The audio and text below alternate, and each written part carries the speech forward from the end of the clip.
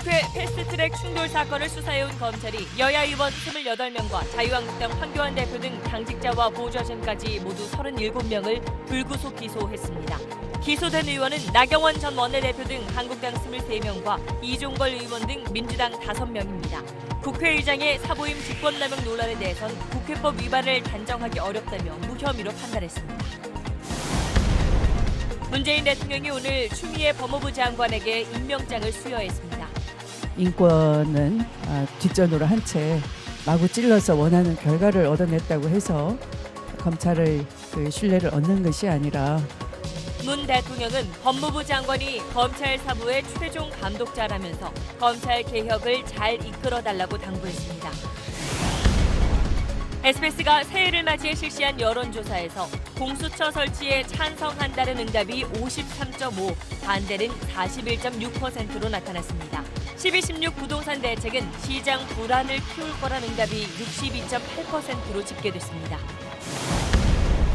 보수단체 집회에서 폭력 행위를 주도한 혐의를 받고 있는 전광훈 목사의 구속 여부가 이르면 오늘 밤 결정됩니다.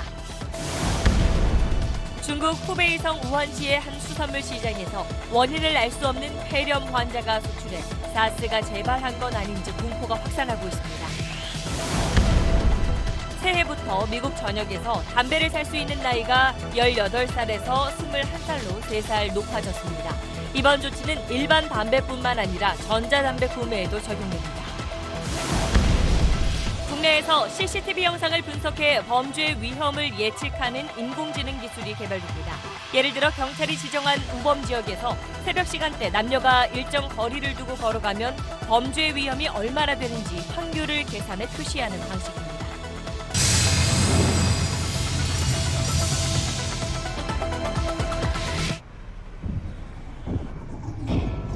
정전에도 문제없이 현재 시각을 알려드립니다.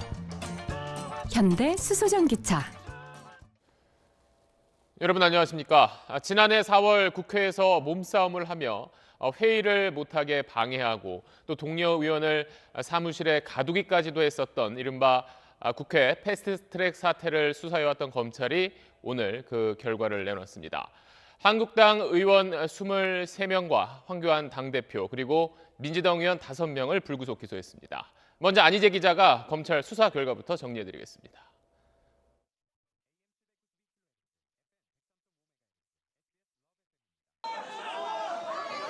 지난해 4월 패스트트랙 법안 지정을 앞두고 국회 곳곳에서 격렬한 충돌이 벌어졌습니다. 패스트트랙에 올릴 법안을 접수했던 의안과 사무실 앞, 의사봉을 두드려야 했던 정개특위와 사개특위 회의실 앞, 6시간 동안 감금이 벌어졌던 최입의 의원실입니다. 중복된 경우도 있지만 법안 접수를 방해한 혐의로 강효상 의원 등 한국당 의원 19명이 기소됐고 정개특위와 사개특위 회의를 방해한 혐의로 정양석 의원 등 23명, 최입의 의원 감금 혐의로 민경욱 의원 등 8명이 재판에 넘겨졌습니다. 민주당 의원 5명도 포함됐습니다. 한국당 의원과 당직자를 폭행한 혐의로 이종걸, 표창원, 박범계, 김병욱 의원이 불구속 기소, 박주민 의원이 약식 기소됐습니다. 한국당 의원 23명, 민주당 의원 5명과 함께 황교안 자유한국당 대표도 당시 상황을 지휘했다고 보고 불구속 기소했습니다. 현장 상황을 지휘 또는 의사결정을 주도하거나 다수 현장에 관여하며 직접적인 유형력 행사 정도가 중한 경우 불구속 구공판하였습니다. 오신환, 권은희 의원 사보임 과정에 문희상 국회의장이 직권을 남용했다는 의혹과 문 의장이 이미자 의원의 얼굴을 만져 강제추행했다는 혐의는 모두 무혐의 처분했습니다. 보좌진과 당직자를 합쳐 모두 37명을 기소한 건데 국회 선진화법이 시행된 뒤 첫 기소 사례입니다. SBS 안희재입니다. 한국당 의원님들이 오셔서 핸드폰 밖으로 못 나가게 하고 있습니다. 네, 한국당 의원들이 바른미래당 최입의 의원을 사무실 밖으로 나가지 못하게 했었던 그때 장면입니다. 한국당 의원들이 문 앞을 가로막으면서 최입의 의원은 6시간을 갇혀 있어야 했습니다. 자, 그런데 보시는 것처럼 현장에서 함께 나란히 문 앞에 앉아 있었는데도 검찰 수사 결과 정식 재판에 넘겨진 의원이 있는가 하면 여상규 의원처럼 처벌을 피한 의원도 있습니다. 자, 이 일로 고발된 한국당 의원 13명 가운데 검찰은 7명만 불구속 기소했습니다. 어떤 기준으로 검찰이 처벌 대상을 나눈 건지 민경호 기자가 자세히 설명해 드리겠습니다. 패스트트랙 충돌 때 한국당 의원들은 최입의 의원을 가둔 채 농담을 주고받고 마술을 하기도 했습니다. 한국당은 이런 이유를 들며 강압적 감금이 아니었다고 주장했지만 고발된 의원 13명 가운데 7명은 불구속 기소, 1명은 약식 기소됐습니다. 감금 현장에 있었지만 여상규 의원 등 5명은 처벌을 면했습니다. 검찰은 물리력을 얼마나 행사했는지를 기준으로 단순히 밀고 밀리는 정도였다면 기소유예, 적극적 신체 접촉이 있었다면 약식, 폭행으로 볼 만큼 심했으면 불구속 기소했다고 설명했습니다. 이 기준으로 최 의원과 대화를 나누고 소파에 앉아 있었던 여 의원은 무혐의 처분을. 위원장님까지 이러시면 안 돼. 위원장님 그렇지 않아도 편찮으신데 저희 문도 안 좋으신데. 본격적으로 문을 막았던 정가빈 의원 등 8명은 재판에 넘겼다는 겁니다. 여러 현장에서 폭력을 행사했는지 의사결정 위치에 있었는지도 기준이었습니다. 민주당 의원들 경우 한국당 관계자의 머리를 조르거나 강제로 사람을 끌어내는 등 정도가 심한 경우를 추렸다는 겁니다. 한국당의 경우 회의와 법안 접수 방해 등 불법적인 목표를 이루려 한 반면 민주당은 회의 진행이 목표였다는 점에서 지도부 처벌 여부가 갈렸다고 밝혔습니다. SBS 민경호입니다. 검찰의 수사 결과에 여야 모두 불만이 많습니다. 먼저 여당은 균형을 맞추려고 민주당 의원까지 기소한 거라며 반발했고, 한국당은 패스트트랙 추진 과정이 불법인데 거기에 맞선 자신들을 재판에 넘긴 건 부당하다고 주장했습니다. 이런 정치권 반응과 함께 석 달 남은 총선에 미칠 영향까지 권지윤 기자가 정리해드리겠습니다. 황교안 대표와 의원 23명이 무더기로 기소된 한국당은 민주당은 의원 5명만 기소하고 봐줬다며 야당 죽이기라고 주장합니다. 패스트트랙 불법 추진에 대해서는 이 그 자체가 불법이었다. 그런 불법에 대한 저항은 무죄입니다. 공수처에 반대하는 오신환 바른미래당 의원을 사법개혁특위에서 강제로 사임, 즉 교체한 게 불법의 첫 단추였으니 그 뒤 저항은 정당하다는 논리입니다. 뒷구멍으로 그런 날치기 결재를 통해 가지고 의회주의를 말살한 이 부분에 대해서는 반드시 의장께서도 책임을 지셔야 된다. 국회법 48조 6항에 따르면 임시회 회기 중엔 위원을 바꿀 수 없다고 돼 있습니다. 이걸 국회의장이 위반했으니 직권남용이라는 게 한국당 주장이지만 검찰은 선임과 사임이 같은 회기가 아니었기 때문에 의장 결재로 위원 교체가 가능하고 그 과정에 불법은 없다고 봤습니다. 민주당은 민주당대로 불만입니다. 폭력 사태는 한국당에서 저질렀는데 민주당 의원들을 구색 맞추기로 기소했고 기소된 의원들 대부분이 사개특위 위원들이라면 검찰 개혁에 대한 보복 아니냐는 겁니다. 기계적으로 균형을 맞추려는 검찰의 자기적 판단이라 할 것입니다. 정치적으로 매우 편파적으로 판단한 검찰에 깊은 유감을 표합니다. 수사를 끌다 공수처법이 국회를 통과하고 새로운 법무장관이 임명되자 기소했다며 기소 시점도 의심스럽다는 입장입니다. 두 정당 모두 패스트트랙 국면의 정당성은 자신들에게 있다고 외치고 있어 이번에 기소됐다는 이유로 해당 의원들이 총선 공천에서 불이익을 받을 가능성은 낮아 보입니다. SBS 권준입니다. 다음 소식 이어가겠습니다. 새해 공식 업무를 시작한 문재인 대통령이 검찰을 비롯한 권력기관 개혁에 주력하겠다는 뜻을 분명히 했습니다. 이를 위해서 대통령의 헌법상 권한까지 다 쓰겠다고 했습니다.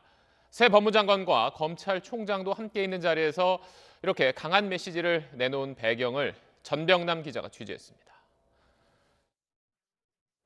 현충원 방명록을 통해 확실한 변화를 집권 4년차 목표로 제시한 문재인 대통령.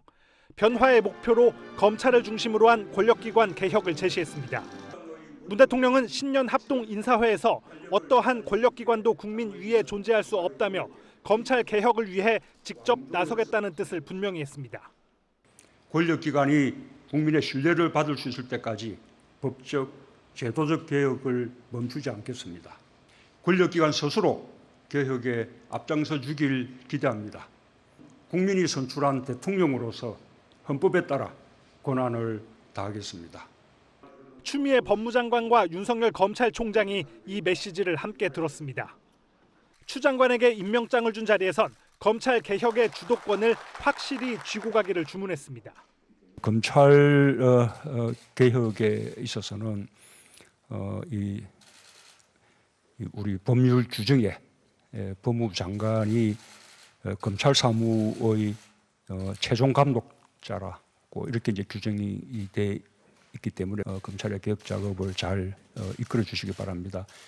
대통령이 헌법상 권한까지 언급하자 공무원에 대한 인사권, 그러니까 윤석열 총장을 비롯해 검찰 고위 간부에 대한 인사권 행사를 시사한 것 아니냐는 해석이 나왔습니다. 청와대 핵심 관계자는 그렇게 국한된 건 아니라면서도 딱히 인사권 행사가 아니라고도 하지 않았습니다.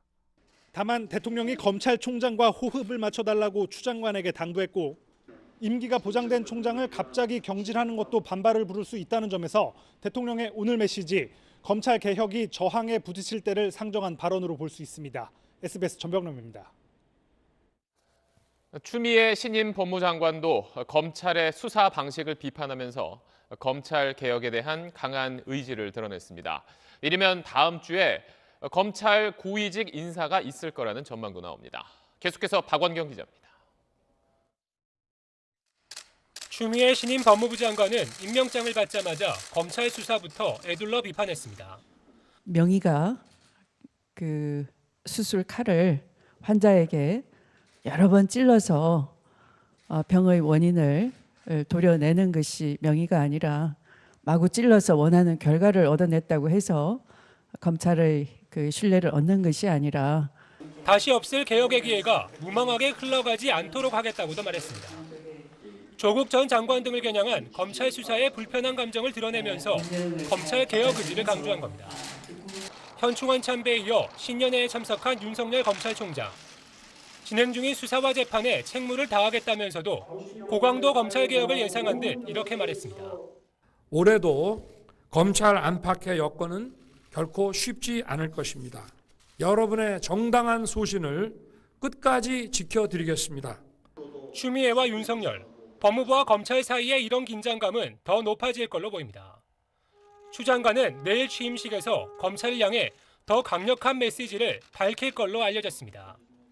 또 이르면 다음 주 검찰 고위직 인사를 단행해 조국 전 장관 관련 사건과 청와대 선거 개입 의혹 사건 지휘검사 등을 바꿀 거란 전망도 있습니다.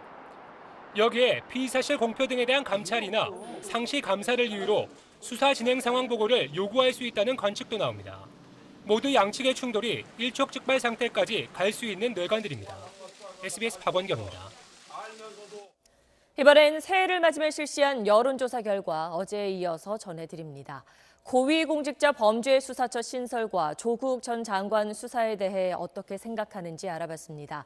응답자의 절반 이상이 공수처 신설에 찬성한다. 조 전 장관 수사는 검찰의 정치 개입으로 본다라고 답했습니다. 선거 개입 의혹과 관련한 청와대 해명에 대해선 신뢰하지 못하겠다는 응답이 60% 가까이 됐습니다. 윤나라 기자입니다. 고위공직자 범죄수사처를 만드는 데 대해 검찰 권력 분산과 권력형 비리 예방 측면에서 찬성한다는 응답이 53.5, 막강한 권한을 정치적으로 악용할 우려가 있다는 반대가 41.6%로 나타났습니다. 이번 조사는 지난달 30일 저녁 공수처 법안이 국회를 통과하기 전에 실시됐는데 검찰이 공수처 법안에 독소 조항이 있다며 반발하는 등 반대 움직임이 있었지만 과반 여론은 찬성으로 나타났습니다. 유재수 전 금융위 국장에 대한 감찰을 중단한 직권 남용 혐의로 검찰이 조국 전 법무장관을 수사하는 데 대한 의견을 물었습니다. 이번 여론조사는 조 전 장관에 대한 구속영장 청구가 기각된 다음 날부터 실시됐습니다. 정당한 수사라는 응답이 38.4%였고 검찰개혁을 막으려는 정치 개입성 수사라는 응답은 55.2%로 조사됐습니다. 지난해 11월 조사 땐 두 응답이 각각 47대 47.4%로 팽팽했습니다. 영장 전담 판사가 조 전 장관의 범죄 혐의가 소명된다고 밝혔지만 결과적으로 영장 청구를 기각한 것이 검찰 수사에 대한 부정적 여론을 키운 걸로 보입니다. 청와대가 재작년 울산시장 선거에 개입했다는 의혹을 부인하는 데 대해선 해명을 신뢰한다 37.1, 신뢰하지 않는다 59.1%로 나타났습니다. 연령별로 보면 3, 40대는 신뢰와 불신이 오차범위 안에서 비슷한데 20대와 60대 이상은 못 믿겠다는 응답이 60%를 넘었습니다. 지지 정당이 없다거나 모르겠다는 응답자도 75.8%가 못 믿겠다고 답했습니다. SBS 윤나라입니다. 급등하는 집값을 잡기 위해 정부가 연말에 내놓은 부동산 대책에 대한 의견도 알아봤는데요. 부동산 시장 불안이 커질 거란 답변이 2배 정도 많았습니다. 차기 대선 후보 지지도는 이번에도 이낙연 총리가 가장 높았습니다. 김수영 기자입니다. 주택담보대출을 제한하고 주택 공시가격을 인상하는 등의 12.16 부동산 대책이 시장에 어떤 결과를 가져올 걸로 보는지 물었더니 부동산 시장 불안을 키울 거라는 응답이 62.8%에 달했습니다. 시장 안정에 도움이 될 거라는 응답은 28.9%에 그쳤습니다. 주택을 갖고 있는 응답자나 갖고 있지 않은 응답자나 전망에 별 차이가 없었습니다. 역대 정부가 부동산 정책에서 실패했던 것에 대한 학습 효과가 문재인 정부의 부동산 정책에 대한 불신으로 이어진 것으로 보입니다. 정부의 경제정책 기조가 소득주도 성장에서 혁신성장과 기업 투자 활성화로 초점이 이동하고 있다는 지적에 대해선 경제 활성화를 위해 바람직하다는 응답이 51.6, 개혁 의지가 후퇴한 것으로 잘못됐다는 응답이 39%로 나타났습니다. 특히 민주당 지지층에서 바람직하다는 반응이 70%나 됐습니다. 대통령 선거가 치러진다면 누구에게 투표할 것인지 물었더니 이낙연 총리가 28.6, 황교안 한국당 대표가 16.1%를 기록했고 안철수 전 의원 5.6, 박원순 서울시장 5.3, 유승민 의원 5.2% 순이었습니다. 심상정 정의당 대표가 4.9, 홍준표 전 경남지사 4.8, 이재명 경기지사 4.6, 오세훈 전 서울시장이 4%로 뒤를 이었습니다. 이번 조사는 SBS가 여론조사기관 입소스 코리아에 의뢰해 지난해 12월 28일부터 30일까지 전국 성인 남녀 1,016명을 대상으로 진행됐고 표본 오차는 95% 신뢰 수준의 플러스 마이너스 3.1%포인트입니다. SBS 김수영입니다. 네, 병원에 혈액이 부족해서 급한 환자가 병원을 옮겨 다니거나 제때 수술을 받지 못하는 일이 벌어지고 있습니다.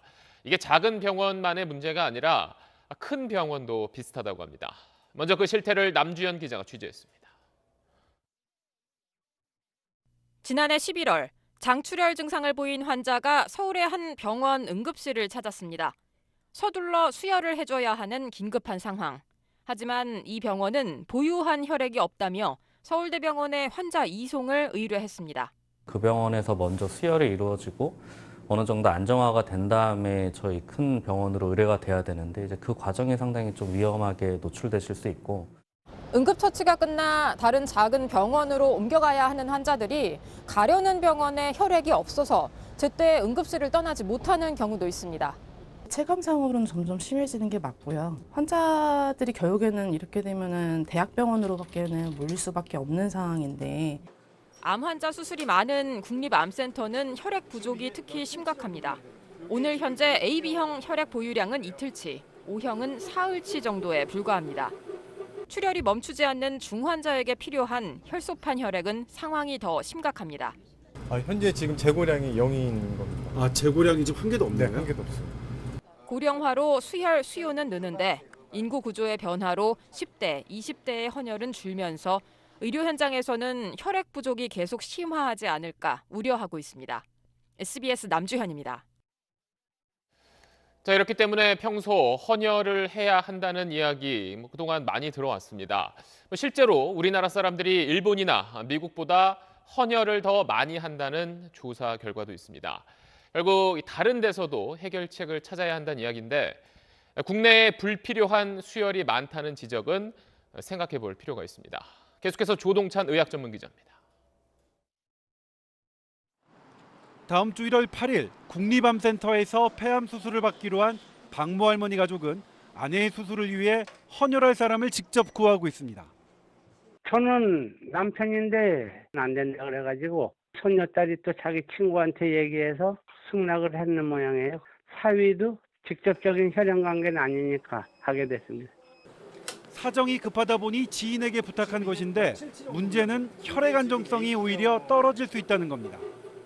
헌혈을 할 수 없는 사유가 생긴다고 하더라도 지인에게 오히려 이제 안 좋을 거라는 기대를 하게 되면서 좀 답변이 어떻게 보면 정확하지 않게 되는 경우들이 일부 있고요. 위험성은 증가할 수 있습니다. 해마다 국민의 몇 %가 헌혈에 참여하는지 조사해봤더니 우리나라는 5.6%로 일본, 미국, 네덜란드, 영국보다 높습니다. 그렇다면 왜 혈액이 부족한 걸까? 건강보험심사평가원이 국내 743개 병원을 대상으로 적정 수혈의 한 지표가 되는 무릎 인공관절 수술 실태를 분석한 결과 62%에서 수혈이 처방됐는데 상당수가 수혈이 불필요한 경우였습니다. 가이드라인 등을 봤을 때 수혈이 필요하지 않다고 볼 수도 있는 수치에서도 이루어진 경우도 사례들이 이제 볼 수 있었다고 그 평가 결과에는 나와 있습니다. 특히 불필요한 수혈은 환자 감염 등의 위험까지 높입니다.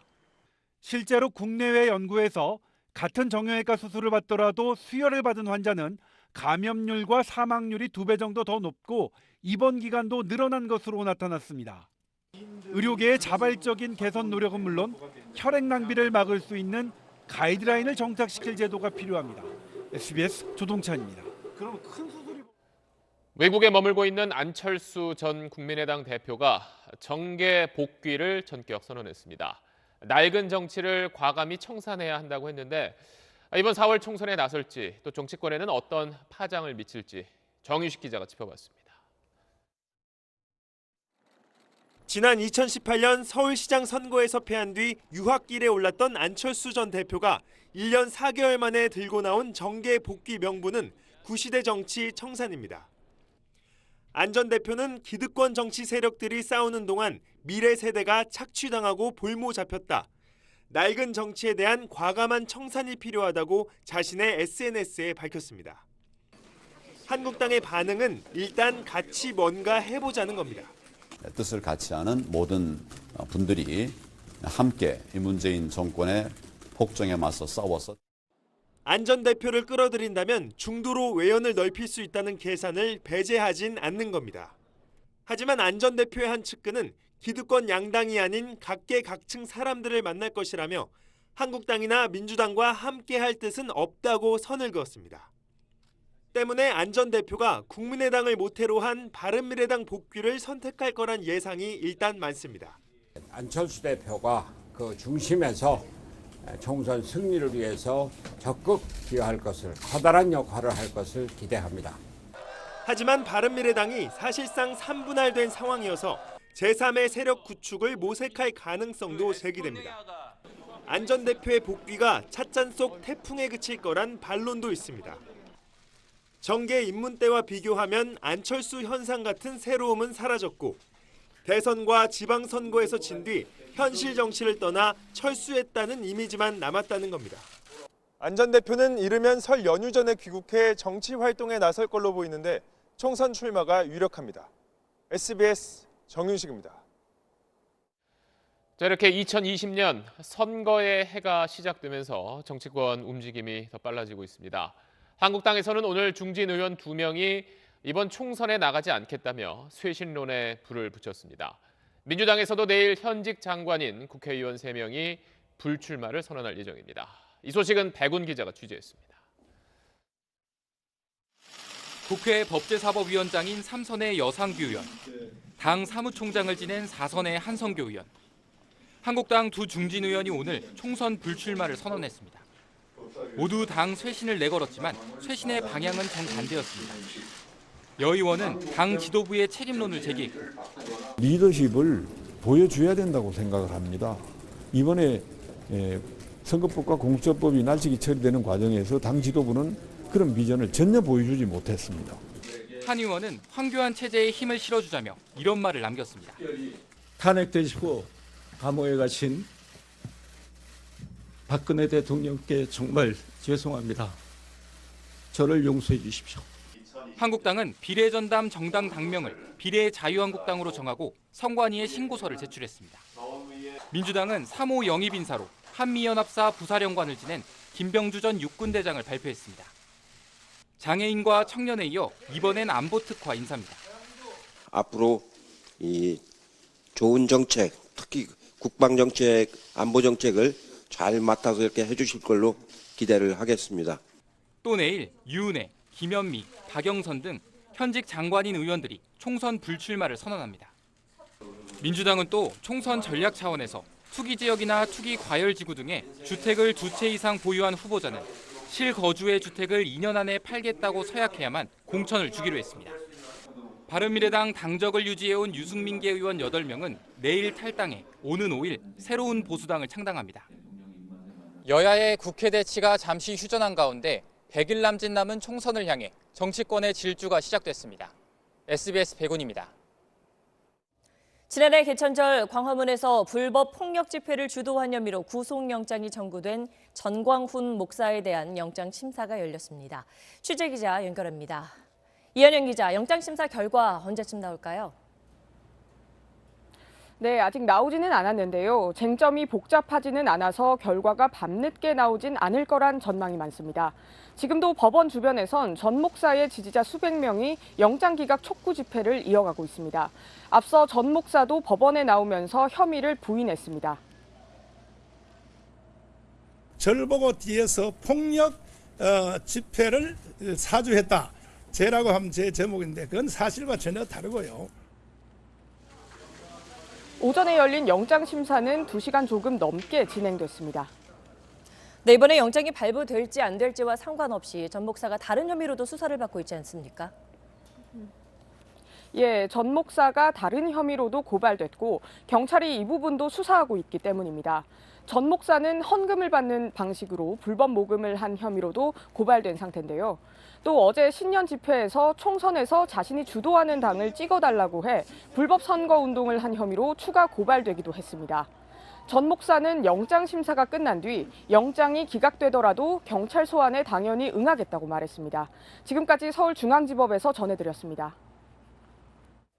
네, 새해 첫날인 어제 아파트 단지에서 분리수거를 하던 70대 여성이 만취한 30대 남성으로부터 무차별 폭행당했습니다. 코뼈가 부러질 만큼 큰 부상을 입었는데 남성은 술에 취해 기억이 없다고 주장하고 있습니다. 전현남 기자입니다. 70대 할머니의 눈이 시퍼렇게 멍들고 얼굴은 퉁퉁 부었습니다. 눈은 제대로 뜰 수조차 없습니다. 새해 첫날이던 어젯밤 부천의 한 아파트 주차장에서 분리수거를 하고 있던 78살 A 할머니가 지나가던 35살 남성 B 씨에게 묻지마 폭행을 당했습니다. B 씨가 갑자기 할머니의 머리를 3개 때렸고 이에 할머니가 왜 때리냐고 따지자 무자비한 폭행이 이어졌다는 겁니다. 내 허리를 막 차고 주먹으로 막 머리를 막 집어갖고 그래갖고 내가 옷소매 잡고는 그래 그러지 말아라. 뭐 돈이 필요하면 돈을 주마. 그랬더니 자꾸 때리는 거야. 남성이 이곳에서 분리수거를 하던 할머니를 마구 때리기 시작했고 할머니가 이 아파트 현관까지 도망쳤지만 폭행을 멈추지 않았습니다. 할머니는 코뼈가 부러지는 등 심각한 부상을 당했습니다. 신고를 받고 출동한 경찰은 아파트 2층에 있던 만취한 B 씨를 현행범으로 체포했습니다. 그냥 경찰 아저씨한테 가서 그 아저씨 한번 보라고 그랬어. 하여튼 술 냄새가 엄청 나더라고. B 씨는 경찰 조사에서 술에 취해 아무것도 기억이 나지 않는다고 진술했습니다. 경찰은 오늘 저녁 B 씨에 대한 구속영장을 신청했습니다. SBS 전연남입니다.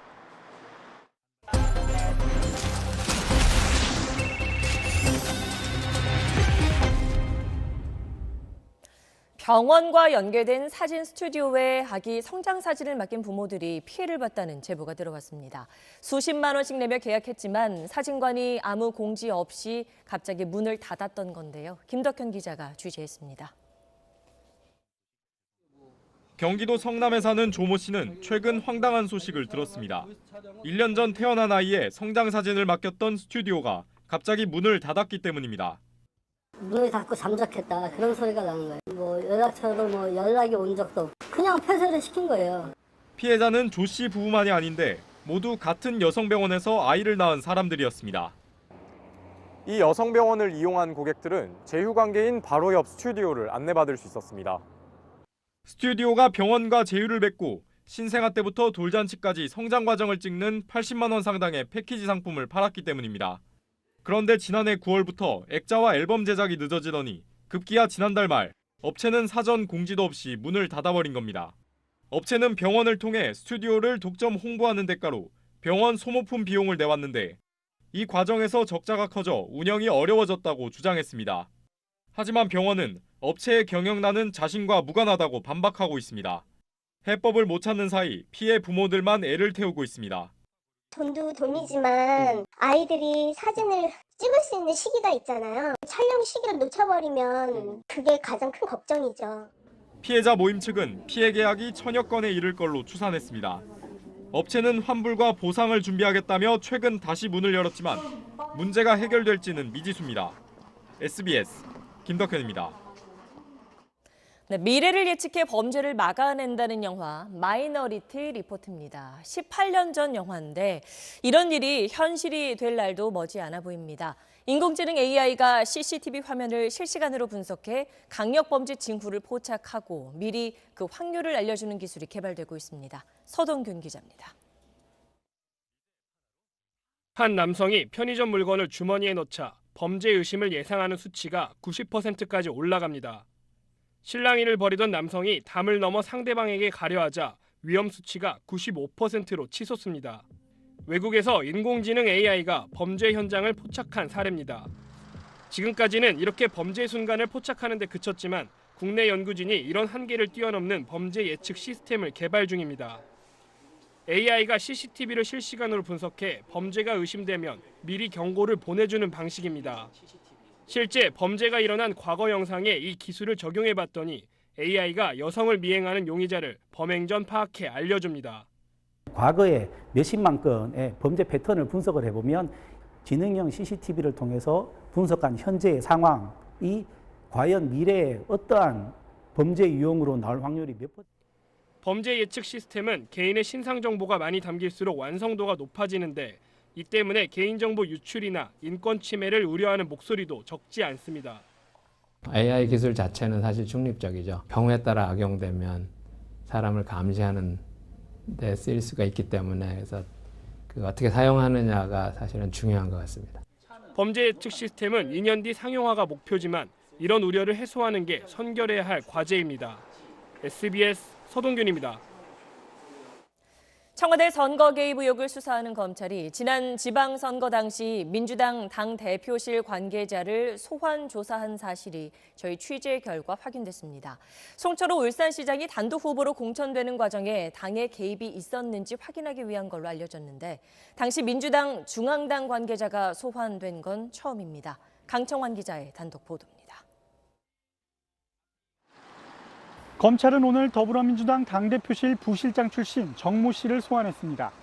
정 씨는 민주당 대표 비서실 부실장으로 재직하던 2018년 1월 청와대 장모 전 선임행정관과 당시 후보였던 송철호 울산시장 측 만남을 주선한 것으로 알려졌습니다. 정 씨는 지난 2017년 8월부터 2018년 4월까지 당시 추미애 민주당 대표실 비서실 부실장을 지내다 송철호 울산시장 후보의 정무특보로 자리를 옮겼습니다. 검찰은 정 씨를 상대로 재작년 지방선거 때 송철호 울산시장이 단수공천을 받는 과정에 청와대나 민주당이 관여했는지 여부를 조사하고 있는 것으로 전해졌습니다. 당시 당대표였던 추미애 법무부 장관은 인사청문회에서 당 차원의 선거 개입은 있을 수 없다고 선을 그었습니다.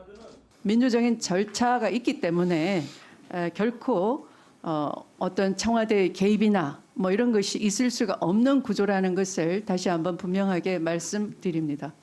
당시 민주당 당대표실 관계자도 정 씨는 정무가 아닌 대표 연설문이나 메시지만 담당했다며 정 씨가 개인 자격으로 자리를 주선했을 것이라고 밝혔습니다.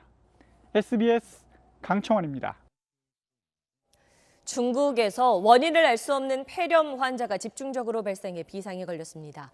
2000년대 창궐했던 사스를 떠올리며 불안감이 커지고 있습니다. 베이징 정성엽 특파원입니다.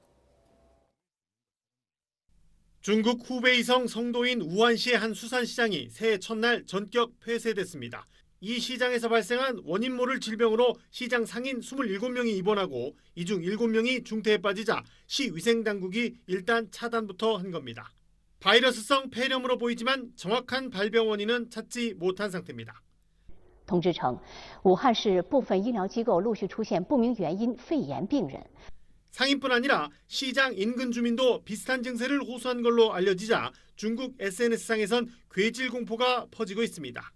수산시장에서 물고기뿐 아니라 토끼, 뱀 같은 야생동물도 도살해 팔았다는 증언이 잇따르면서 중증 급성 호흡기 증후군, 즉 사스가 되살아난 거 아니냐는 내용입니다.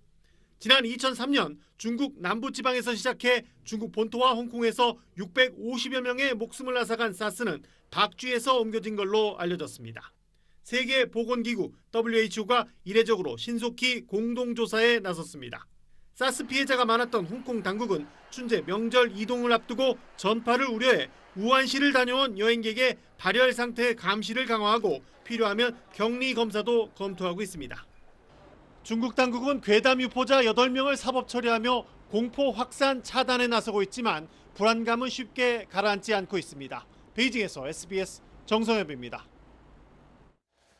네, 새해 맞아서 담배 끊겠다고 다짐한 분들 많으실 텐데 이번 뉴스 잘 보시기 바랍니다. 미국이 담배를 살 수 있는 나이를 18살에서 21살로 3살 올렸습니다.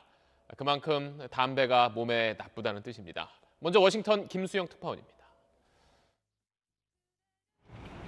워싱턴 DC에서 담배 한 갑을 사봤습니다.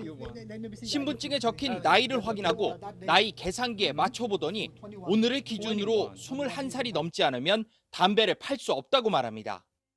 If somebody try to buy like minor, like under the 21, oh, we check ID, we cannot sell that. No. 미 FDA는 미국 전역의 담배 판매점에서 전자담배를 포함한 모든 담배를 21세 미만에 판매할 수 없도록 했습니다. 미국 흡연자의 90%가 18세 이전에 담배를 시작한다는 데 착안해 담배 살 수 있는 나이를 최대한 늦춘 겁니다. 미 국립의학연구소는 21세 흡연 정책 시행으로 전체 흡연율이 12% 하락하고 22만 3천여 명의 생명을 구할 수 있다는 연구 결과를 내놨습니다. 미국이 21세 미만의 담배 판매 전면 금지라는 초강수를 꺼내든 건 전자담배 줄이 미국 청소년 사이에 전염병처럼 번지면서 니코틴 중독이 통제 불능 상태가 됐기 때문입니다. 전자담배가 원인으로 추정되는 폐질환 사망자까지 발생하면서 담배 회사들도 이젠 여론에 밀려 21세 담배 판매 법안에 찬성할 정도였습니다. Raising the age to 21 is a good first step, but it won't solve the problem by itself. Particularly with regard to e-cigarettes, it's absolutely critical that we eliminate the flavored products. 미 FDA는 이번 주 내로 담배 향과 박하향을 제외한 가향 전자담배 판매를 전면 금지할 것으로 알려졌습니다. 워싱턴에서 SBS 김수영입니다. 보신 것처럼 미국은 국민 건강을 위해서 이렇게 담배 회사의 압력에 굴하지 않고 담배 살 수 있는 나이를 높였습니다.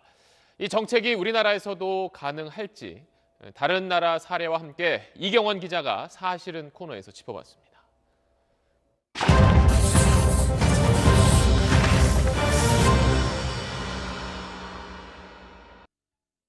20대 국회에서 발의된 금연정책 관련 법안 전수 분석해보니 72건이었습니다. 이 가운데 42건이 담배 피울 곳 줄이는 금연구역 확대와 관련됐습니다. 기획재정부는 액상형 전자담배 세금 올리는 걸 검토 중입니다. 일반 담배는 4년 전 이미 2,000원 올렸습니다. 즉 우리 금연정책 어떻게 하면 흡연자의 불이익 줘서 담배 끊게 하느냐에 집중하고 있습니다. 물론 흡연자 쪽 정책도 필요합니다. 그런데 비흡연자들 계속 담배 안 피우게 하는 예방책도 강화돼야 합니다. 담배값 올려도 생각만큼 효과 크지 않다는 것, 이 흡연율 통계가 보여주고 있습니다. 담배 사는 나이 만 21세로 올린 미국 사례는 이런 면에서 시사점이 큽니다. 그 효과는 어떨까? 논의나 연구가 적어 예측이 어렵습니다만 성인들 보통 담배 언제부터 피우는지 관련 연구를 보니까 19세, 20세 때 시작하는 사람이 30%가 훌쩍 넘습니다. 우리는 만 19세가 되는 해 1월 1일 일반적으로 고등학교 졸업한 해부터 담배를 살 수 있는데 그래서 졸업하면 흡연권 보장받는다는 인식이 강합니다. 가장 많이 담배 시작할 때 일종의 높은 장벽을 만들 수 있는 겁니다. 담배 사는 나이 올리는 건 세계적 추세이기도 합니다. 미국뿐 아니라 싱가포르도 내년까지 21세로 올리기로 했고 영국 의회도 초당적 차원에서 21세 상향을 공문화하고 있습니다. 일본은 이미 만 20세입니다. SBS 이경환입니다. 새해 첫날인 어제 새로운 전략 무기를 곧 보게 될 거라고 공언했던 북한이 오늘은 김정은 위원장이 말을 타고 백두산을 오르는 영상을 공개했습니다. 여기에 담긴 북한의 메시지를 김하영 기자가 풀어봤습니다. 엄동설한 백두산에서 백마 타고 달리고 모닥불 쬐는 김정은 위원장. 북한이 오늘 새해 첫 기록 영화로 공개한 영상물입니다. 지난해 12월 김 위원장의 백두산 등정 모습을 1시간짜리 영상물로 편집해 연초부터 다시 틀고 있는 겁니다. 이른바 백두정신으로 무장하자는 게 핵심 메시지입니다. 고리밥 쌀하려는 적대 세력들의 발악적인 공세가 극도에 달한 오늘 백두의 혁명 정신을 더욱더 뼛속 깊이 그러면서 잡은 김 위원장의 새해 첫 일정. 김일성과 김정일 시신 안치된 금수산 태양궁전 참배입니다. 어제 당 전원회의에서 나온 정면 돌파전을 굳게 맹세하는 자리였습니다. 북한 매체가 전한 각계 반응도 결연한 의지 일색입니다. 어렵고 힘들다고 해서 이 순간이나마 흔들거리는 남의 집 문 앞에 서본 적도 없습니다.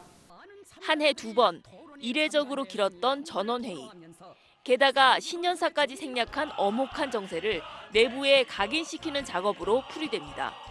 통치력에 대한 흠집이 날 수 없다는 절대절명의 어떤 느낌을 갖고 있고 그만큼 2020년은 엄중하게 보고 있다라고 생각하고 경제 성과 못 낸 데 대한 당 간부들의 이른바 자아 비판 메시지도 이어지고 있는데 외부를 향한 도발 행위에 앞서 내부 기강 잡기와 체제 결속을 강화하고 있다는 분석입니다.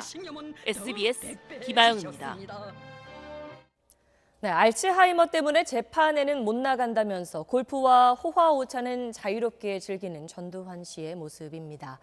오랜 시간이 흘렀지만 5.18 진상규명의 길은 여전히 그만큼 멀고 험한데요. SBS는 올해로 40주년을 맞은 5.18 민주화운동의 현 주소와 풀어야 할 과제를 이틀에 걸쳐 짚어보겠습니다. 임태우 기자입니다. 제가 있는 곳은 5.18 희생자들이 안장돼 있는 광주의 국립묘지입니다.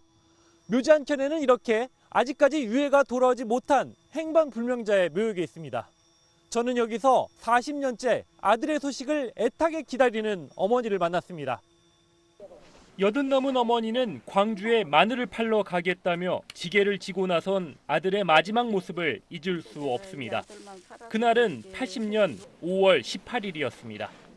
군인이라고 온 것 같아. 파란 차다. 파란 차에서 내려와서 끄집고 가더라. 젊은 개인가 무조건 끄집고 갔다요. 최근 옛 광주 교도소에서 신원미상 6올 40여 구가 발굴되면서 노모는 희망의 끈을 놓지 않고 있습니다.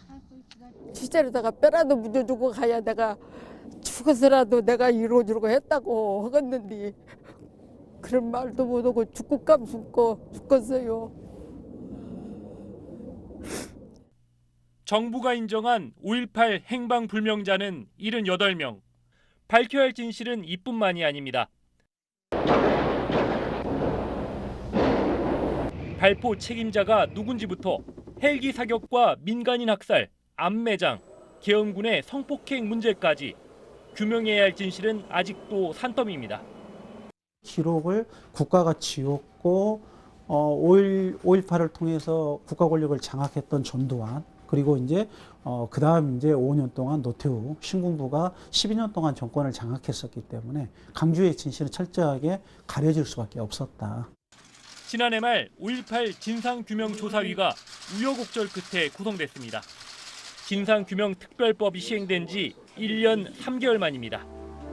최대 3년 동안 활동할 조사위는 강제 수사권은 없지만 검찰 수사 의뢰도 불사하겠다며 의지를 밝히고 있습니다. 40년간 왜곡되고 은폐됐던 그날의 진실. 이번엔 낱낱이 밝혀지길 기대해봅니다. SBS 임태우입니다. 네, 삼성그룹이 회사의 위법 행위를 막기 위한 준법감시위원회를 만들고 진보 성향의 전 대법관을 위원장으로 내정했습니다.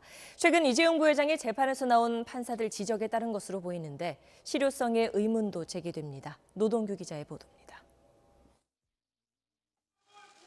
지난해 이재용 삼성전자 부회장은 국정농단 사건 뇌물 혐의 파기환송심 재판부로부터 이례적인 훈계를 들었습니다. 삼성에 총수도 무서워할 준법 감시 제도가 작동했다면 이런 일이 일어나지 않았을 거라며 그룹 차원에서 정치 권력의 뇌물 요구에 응하지 않을 수 있는 답을 가져오라는 것이었습니다.